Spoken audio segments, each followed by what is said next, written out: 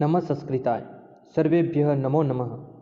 आज हम माँ कवि भास के द्वारा विरचित स्वप्न वासवदत्तम नाटक की कथा वस्तु अंकों के अनुसार क्या है उसके सारांश का आज हम अध्ययन करेंगे। प्रथम अंक के अध्ययन करने के पश्चात हमने उसके श्लोकों का अध्ययन किया। श्लोकों की व्याख्याएं परीक्षा उपयोगी है और परीक्षा में पूछी जाती है। गद्य की जो कथा वस्तु है वह सिर्फ नाटक की कथा वस्तु को आगे बढ़ाने में सहायक है। द्वितीय अंक और तृतीय अंक में कोई भी श्लोक नहीं है, सिर्फ गद्य भाग ही संकलित है, वह भी कथा वस्तु को आगे बढ़ाने के लिए संकलित किया गया है। तत्पश्चात श्लोकों का जो अनुसरण है वह चतुर्थ, पंचम और षष्ठ अंक में पुनः हमें दिखाई देगा। सबसे पहले हम स्वप्न वासवदत्तम नाटक की कथा वस्तु के संदर्भ में सामान्य जानकारी को प्राप्त करते हैं कि वत्सराज उदयन और अवंती राज प्रद्योत की राजकुमारी वासवदत्ता की प्रणय कथा का इस नाटक में अभिनयात्मक शैली में सरस वर्णन प्रस्तुत किया गया है। इसका कथानक मुख्यतः गुणाढ़ी की वृक्कथा से लिया गया है। नाटकीय रोचकता को बढ़ाने के लिए कहीं कहीं कुछ परिवर्तन भी किया गया है।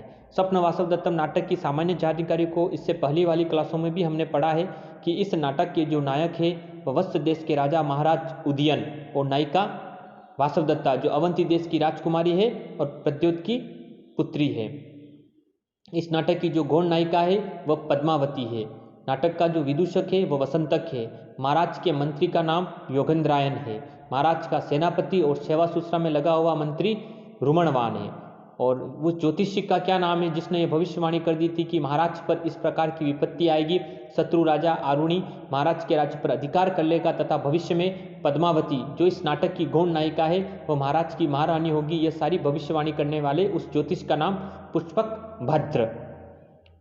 और ब्रह्मचारी जो एक सन्यासी है जो वेदों का अध्ययन करने के लिए लावाणक गांव में आया हुआ है और उसके वेदों का अध्ययन अपूर्ण रहा, क्यों रहा, ये हमने पहले वाले अंक में हमने पढ़ा था कि योगेंद्रायन की जो छद्म यदुना थी महाराज के खोए हुए राज्य को शत्रु राजा आरुणी से पुनः प्राप्त करना और उसको प्राप्त करने के लिए सैनिक के बाहुबल की आवश्यकता थी और वो सैनिक के बाहुबल पास के राजा मगधराज दर्शक से प्राप्त हो सकता था। इसीलिए योगेंद्रायन गुप्त योजना बनाता है महाराज का विवाह पद्मावती से कराकर उनके सैनिक के बाहुबल के द्वारा महाराज के राज्य को, खोए हुए राज्य को शत्रु राजा आरुणी से पुनः प्राप्त करने की। इस तरह से कथानक की जो पृष्ठभूमि है उसको देखते हैं। महाराज उदयन के राज्य पर शत्रु राजा आरुणी के अधिकार कर लेने पर उनके खोए हुए राज्य को पुनः प्राप्त करने के लिए मगध नरेश दर्शक की सहायता आवश्यक थी। अतः उनकी बहन पद्मावती के साथ उदयन का विवाह कराने के लिए राजभक्त अमात्य योगेंद्रायन ने गुप्त मंत्रणा करके लावाणक ग्राम में आग लगवा कर यह अफवाह फैला दी कि उस आग में वासवदत्ता और योगेंद्रायन दोनों जल मरे। शिकार से लौटने पर यह सूचना पाते ही उदयन भी व्याकुल अवस्था में मरने के लिए उद्यत हो जाते हैं, किंतु मंत्रियों के समझाने से वे मान जाते हैं। उधर अवंतिका वेश में वासवदत्ता को लेकर सन्यासी रूप धारण किए हुए योगेंद्रायन घूमते फिरते मगध की राजधानी राजगृह के समीप आश्रम में पहुंचते हैं और इसी के बाद हमने प्रथम अंक की जो कथा पढ़ी वह प्रारंभ होती है। अब हम प्रथम अंक में क्या घटना उल्लेखित है उसके संदर्भ में पढ़ेंगे। मगध राजकुमारी पद्मावती अपनी मां के दर्शन हेतु तपोवन में आकर कंचुकी के द्वारा घोषणा करवाती है कि आश्रम वासियों को वस्त्र आदि जिस वस्तु की आवश्यकता हो वे मांग ले। उसी समय योगेंद्रायन वासवदत्ता के साथ पद्मावती के सम्मुख आते हैं और प्रार्थना करते हैं कि यह मेरी बहन है जो पोषक भद्र का है, अतः मैं कुछ दिनों के लिए इसे आपके संरक्षण में रखना चाहता हूँ।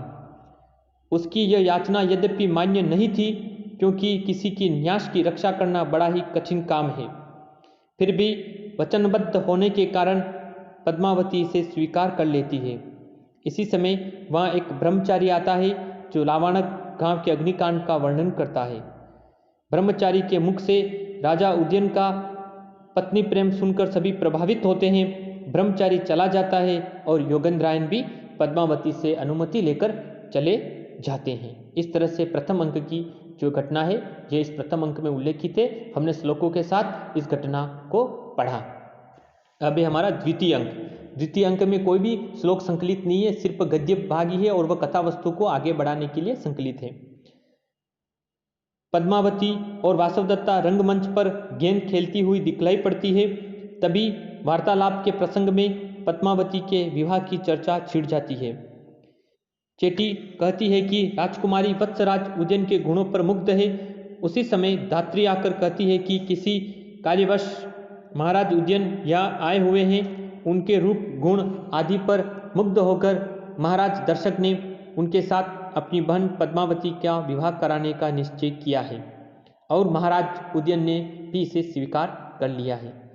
अन्य दासी सूचित करती है कि महारानी का आदेश है कि आप लोग शीघ्रता करें क्योंकि आज ही कौतुक मंगल का शुभ नक्षत्र है।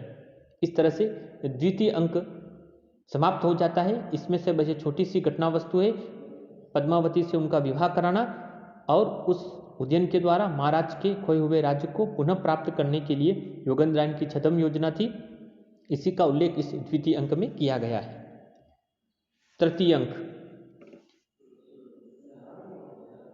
मगध के राजभवन में पद्मावती के विवाह की चहल पहल दिखाई पड़ती है। वासवदत्ता के लिए यह दृश्य असहनीय है। वह अपना मन बहलाने के लिए प्रमद वन में आती है। तभी एक दासी आकर उसे माला गूंथने के लिए कहती है। यह कार्य यद्यपि उसकी इच्छा के विपरीत है, फिर भी वह इसे संपादित करती है। वह माला में फूलों के साथ अविद्वाकर्ण नाम की औषधि तो गूंथती है, किंतु सपत्न मर्दन नामक औषधि को नहीं गूंथती है। दासी के पूछने पर वह कहती है कि पद्मावती के जो सौ थे वह मर चुकी है, अतः इसे गूंथने की अब कोई आवश्यकता नहीं रही। तभी एक दूसरी दासी आकर माला ले जाती है और वासवदत्ता अपने दुखित मन से शयन के लिए चली जाती है। इस तरह से तृतीय अंक में भी कोई श्लोक संकलित नहीं है, सिर्फ कथा वस्तु को आगे बढ़ाने के लिए गद्य रूप दिया गया है प्रतियोगी परीक्षा हेतु। और एक प्रश्न पूछा जाता है कि वासवदत्ता फूलों में कौन सी माला गूंथती है, तो फूलों में वह अविद्वाकर्ण नाम की जो औषधि है उसको तो गूंथती है, किंतु सपत्नी मर्दन नामक औषधि को नहीं गूंथती। यह प्रश्न परीक्षा में पूछा जाता है। पूछा जाए कि वासवदत्ता माला में कौन सी औषधि को गूंथती है, तो उत्तर लिखना है वासवदत्ता माला में अविद्वाकर्ण नामक औषधि को तो गूंथती है, किंतु सपत्नी नामक जो औषधि उसको नहीं गूंथती है। अब आता है चतुर्थ अंक। पद्मावती शरद के मध्याह्न में वासवदत्ता और चेटी के साथ प्रमद वन में घूमने आती है। इसी समय विदूषक वसंतक के साथ उदयन भी पद्मावती को खोजते हुए वहीं आ जाते हैं। राजा को देख सभी संकोचवश लता मंडप में छिप जाती हैं। राजा घूमते फिरते वहाँ भी पहुँच जाते हैं। तभी पद्मावती के कहने पर चेटी लताओं को हिला देती है, जिससे भौरे उड़ने लगते हैं और भौरों के डर से राजा एवं विदूषक लता मंडप के बाहरी एक शिलाखंड पर बैठकर आपस में बातचीत करने लगते हैं। एकांत पाकर विदूषक राजा से पूछता है, हे मित्र, आपको कौन अधिक प्रिय हैं, तब की वासवदत्ता या अब की पद्मावती? धर्म संकट में पड़े हुए राजा विदूषक के अत्यंत आग्रह पर महाराज उदयन कहते हैं कि पद्मावती रूप शील एवं माधुर्य से मुझे प्रिय हैं, फिर भी वह वासवदत्ता में आसक्त मेरे मन को इतना अधिक खींच नहीं पाती। इस उत्तर से लता मंडप की आड़ में बैठे पद्मावती और वासवदत्ता दोनों ही प्रसन्न हो जाती है। अब राजा भी विदूषक से यही प्रश्न करते हैं। विदूषक मात्र इतना ही कहकर इस विषय को टाल देना चाहता है कि मुझे दोनों ही प्रिय हैं, किंतु राजा के आग्रह पर वह कहता है कि मान्या वासवदत्ता मुझे बहुत प्रिय थी, किंतु मान्या पद्मावती तरुणी, क्रोध एवं अभिमान से रहित, मधुर भाषिणी तथा उदार है।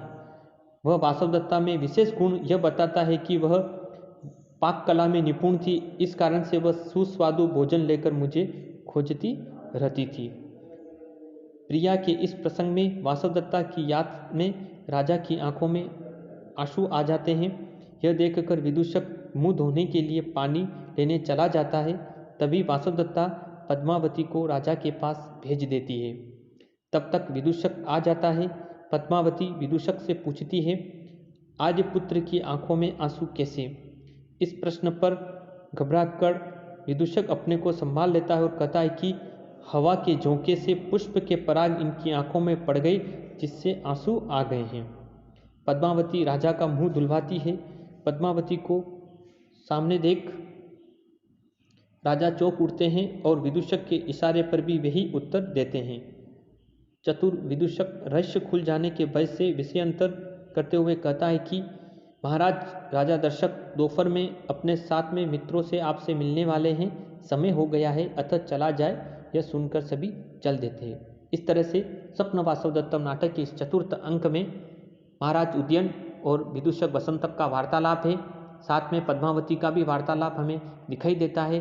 और इस वाले अंक में हमें महाराज उदयन और पद्मावती और वासवदत्ता इन सभी के प्रति आपसी व्यवहार, स्नेह, सौम्यता आदि को महाकवि भास ने बड़ी ही सरस और कोमलकांत पदावली में उल्लेखित कर दर्शकों के सामने प्रस्तुत किया है। पंचम अंक की घटना को देखते हैं। पद्मावती के सिर में सिर वेदना का समाचार सुनकर महाराज उदयन विदूषक के साथ समुद्र गृह में उसे देखने जाते हैं। प्रश्न पूछा जाता है, पद्मावती किससे पीड़ित है? पद्मा सिर वेदना से पीड़ित है। और पद्मावती की सैया कहाँ लगाई गई है? तो पद्मावती की सैया समुद्र गृह में लगाई गई है। पंचम अंक की घटना के आधार पर ही इस नाटक का जो नामांकन है वह स्वप्न वासवदत्तम उल्लेखित किया गया। परीक्षा उपयोगी प्रश्न पूछा भी जाता है, स्वप्न वासवदत्तम नाटक का नामांकन कौन से अंक की घटना में उल्लेखित है या किस अंक की घटना के आधार पर किया गया है? तो वह घटना पंचम अंक में उल्लेखित है। वहाँ पद्मावती को सैया खाली न देखकर महाराज उदयन वहीं पर बैठ जाते हैं। प्रतीक्षा करते करते उन्हें नींद आने लगती है। विदूषक उन्हें कहानी सुनाने लगता है और कहानी सुनते सुनते वे वहीं सो जाते हैं। उन्हें ठंड मालूम पड़ती है। विदूषक प्रच्छदा यानी चादर है ना लेने चला जाता है। इसी समय वासवदत्ता भी पद्मावती को देखने वहाँ आ जाती है।